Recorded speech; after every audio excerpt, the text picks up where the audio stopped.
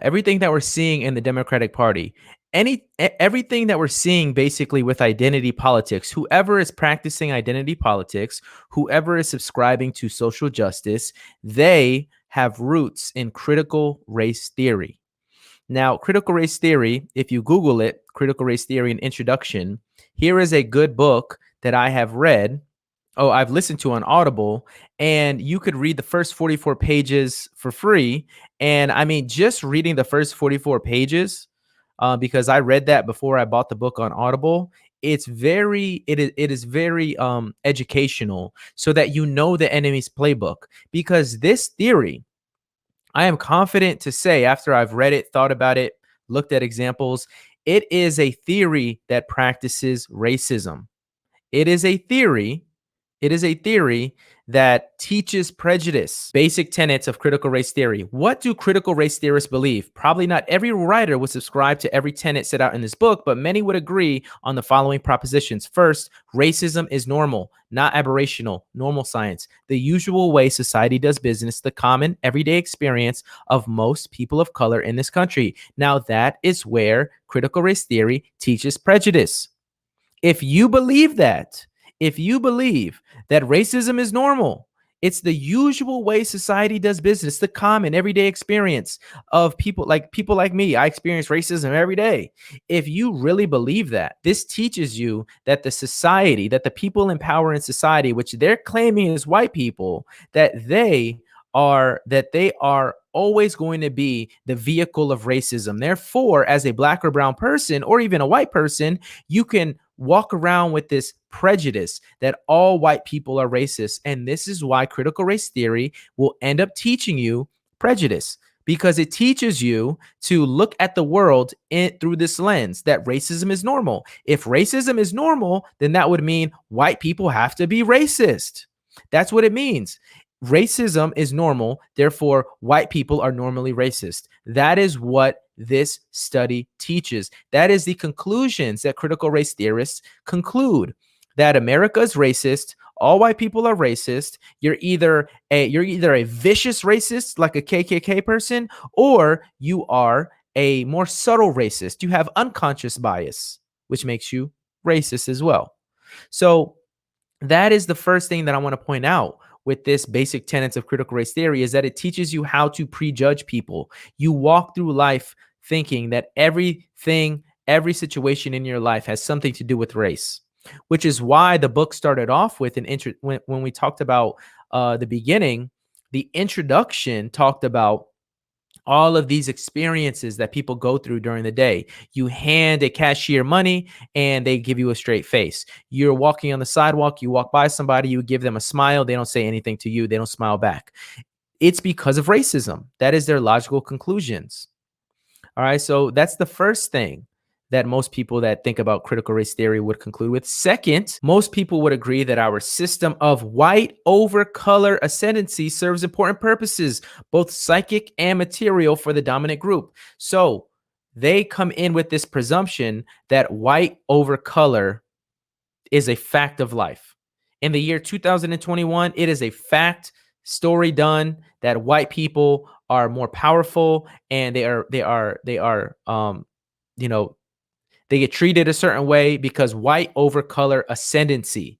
White over color ascendancy serves an important purpose, both psychic, so they're trying to jump into the minds of people that uphold white supremacy and say that these people like their status in society, therefore they're not going to try to be anti-racist because they benefit from being white. They benefit from whiteness. So it serves an important purpose, both psychic and material. Material meaning money, assets, investing, buying a house. All of these things, white people are able to prosper in more. Right? The proverbial, oh, well, white people have 10 times the wealth as black people. Well, what I say to that, maybe that part of the black community that doesn't have $160,000 in net worth, maybe they need to make different choices.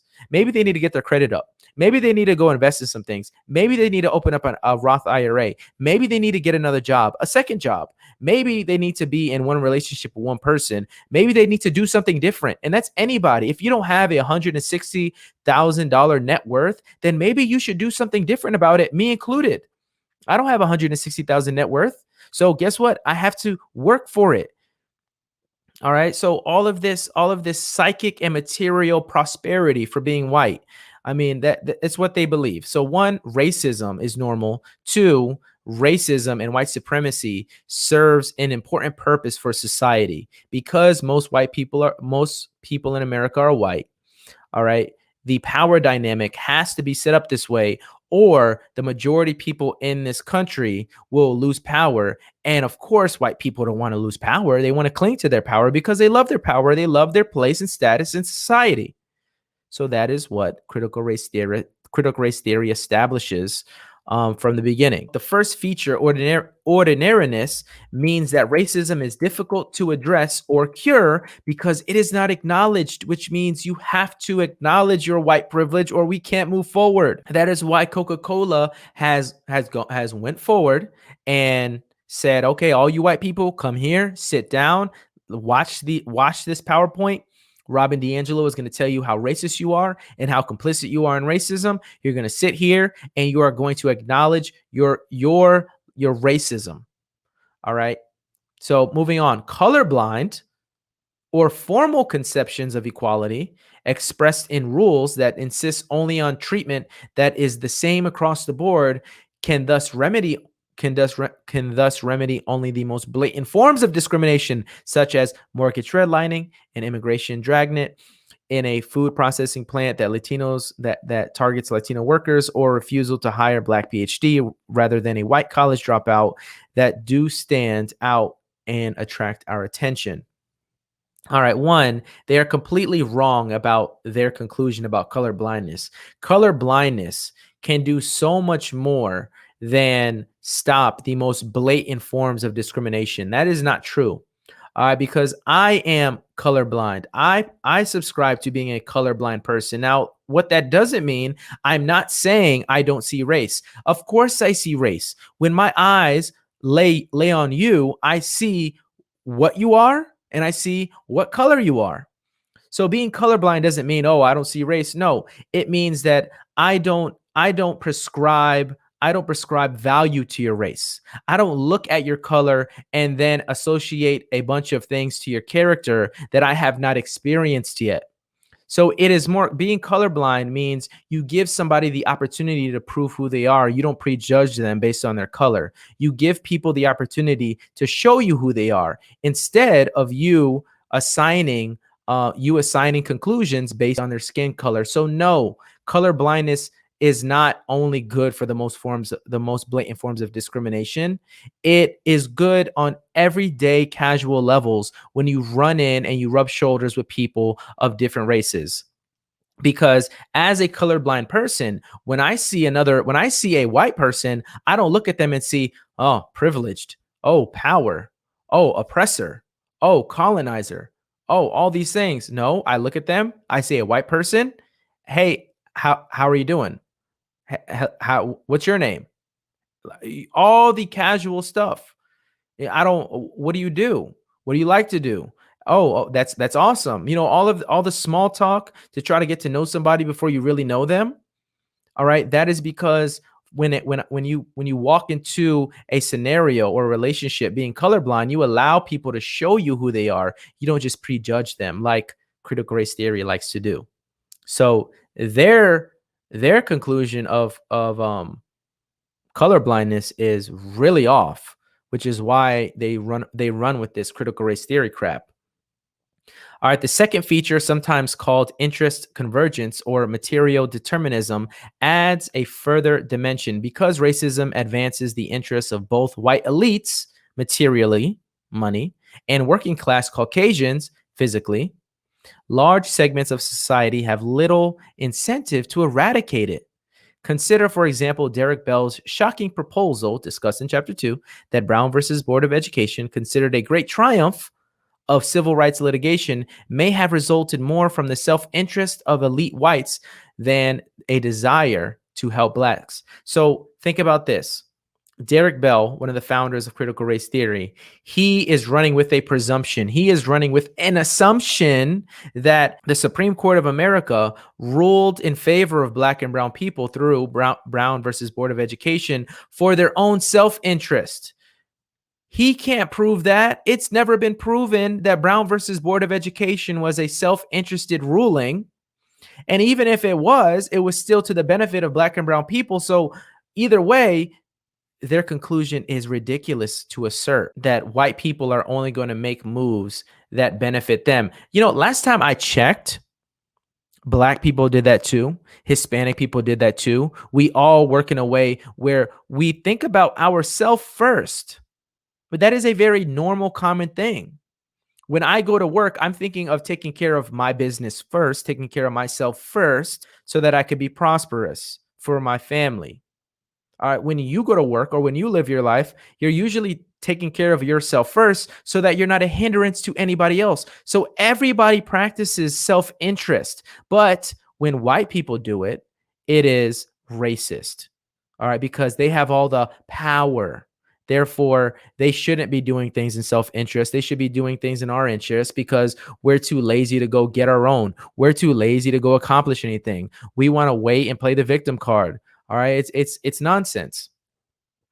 A third theme of critical race theory, the social construction thesis, holds that race and races are products of a social thought and relations, not objective, inherent, or fixed. They correspond to a biological or genetic reality. Rather, races are categories that society invents, manipulates, or retires when convenient. So this is the whole thing. All of these things are social constructs, which means we created it. There is a reason why society is different in 2021 than it was in 1400. It is because the societies do have a role in constructing what is normal, what is not normal, what is accepted, what is not, what are good foods, what are not, what are good practices, what are not, what are laws, what is lawlessness. Yes, society does construct those things.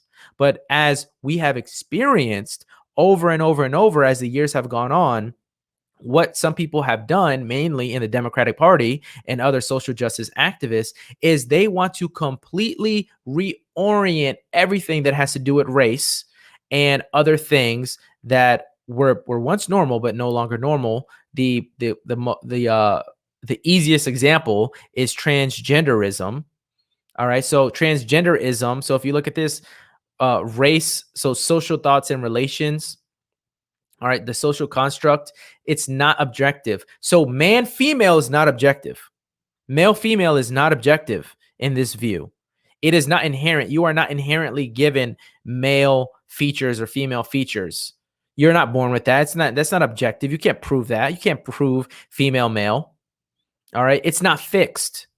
It's not fixed. They correspond to no biological or genetic reality. There is no biological or genetic reality. Rather, races are categories that society invents, manipulates, or retires when convenient. People with common origins share certain physical traits, of course, such as skin color, physique, and hair texture. But these constitute only an extremely small portion of their genetic endowment, are dwarfed by that which we have in common, and have little or nothing to do with distinctly human higher order traits, such as personality, intelligence, or moral behavior. That society frequently chooses to ignore these scientific truths, create races, and endows them with pseudo-permanent characteristics is of great interest to critical race theory. The whole thing about society constructing it, the thing that they pull from that is this: our society was built by white people. That's what they teach, right? They teach that white people exploited black people back in the day. White people built up all these systems to benefit themselves at the hindrance of black and brown people. That all of these systems were constructed by white people for white people. That is what they believe. And no matter what laws have been passed, no matter how much ground we have gained through civil rights, no matter how much equality there is, equality of opportunity in America, they are always going to conclude that the society is still deeply racist because it was formed by white racist men for white racist men. So that whole social construct that they're focusing on in critical race theory lays the foundation for them to assert almost anything that they want to assert and to run with all types of assumptions that they've already said in this book. And we are only on page 9. So if just to recap real quick, they assert the assumption that society is normally racist. And what that means, what that implicitly means is this: for society to be racist, that means a lot of white people or most white people or all white people have to be racist. That is what critical race theory asserts in the beginning. So it teaches prejudice, like I've said in the past. Critical race theory teaches prejudice because it teaches you that all white people are racist. All right. That's just as crooked as me teaching my son all black people are criminals. All Hispanic people are immigrants. All white people are privileged because they've exploited black and brown people at some point in time. So if you just if you flip it on its head and you put it in another direction, it sounds racist all of a sudden. All right. And the reason why it sounds racist all of a sudden is because it is reverse racism. That's all it is. And reverse racism is just when somebody of color, black, brown, whatever, I don't care how you want to say it. I'm just using their words. I don't consider myself a person of color. Okay, I really don't. But reverse racism is when somebody like me is racist against a white person. Now, some in the critical race theory community says that's impossible. You can't be racist against a white person because you have no power over them. And that's their argument. But anyways, all of these things are established based on a huge assumption. So as you go through this book, as you listen to Robin DiAngelo, as you may, continue to push forward with this study on your own and just look at critical race theory at a deeper level, it is clear at the beginning that the book sets a precedent to practice prejudice. It sets a precedent to assume all white people are racist. And then it's prescription, so that the way that they want to fix it is everything that we see now: anti-white, all right, anti-white training, anti-racist training. All of these things are just what they call not reverse racism, being an anti-racist. All right. So all of these things are this is an introduction to everything that we're seeing in the world. So like I've said multiple times before, the reason why Oakland, California is not going to give any money to white people is because of critical race theory. The reason why Coca-Cola wants to indoctrinate and feed propaganda to all their white employees is because of critical race theory. The reason why the Buffalo school systems are teaching kindergarteners, little children, 5-year-olds, that white people are complicit in racism. The reason why they're doing all that is because of critical race theory. This is why publications like The Root say whiteness is a pandemic. The Root accused of racism after Peace declares whiteness is a pandemic. What? One, let's just get this straight. Whiteness is a conspiracy theory. It is just a way for black and brown people to claim the victim during any situation where maybe a white person had got the job or was given some advancement. All right, that's all it is. Whiteness is a conspiracy theory. Systemic racism, as talked about by Black Lives Matter and the Democratic Party, is a conspiracy theory. And this is what the writer, all right, Damon Young, who, believe it or not, he's a writer for the New York Times. He said it shortens life expectancies, it pollutes air, it constricts equilibrium, it devastates forests, it melts ice caps, it blah blah blah. It does all these things. Oh, white supremacy is such a big deal in my life. Yeah. Anyways, it's really a crazy idea that white people are just here and everybody else is here. I mean, if that's how you really want to look at the world, you know, one, you have a wrong conclusion, because it is up to you, yourself, and you to advance yourself. Like I said earlier, if you don't have the net worth of the average white person, it's your fault. What have you not done? What degrees have you not finished? What businesses have you not started? What skills have you not gathered? What have you done to not be worth $160,000 in net worth? What is your credit score? What, like, how many kids did you have out of wedlock? Like, all of these things that can negatively be detrimental to any race. All right, what are you not doing to have the wealth of a white person, of the wealth of a white person? And the cop out is, oh well, it's because of whiteness. It's not my skill set. It's because society is holding me back. But um, anyways, guys, in conclusion, I would just say, like I've said, critical race theory teaches prejudice and it teaches racism.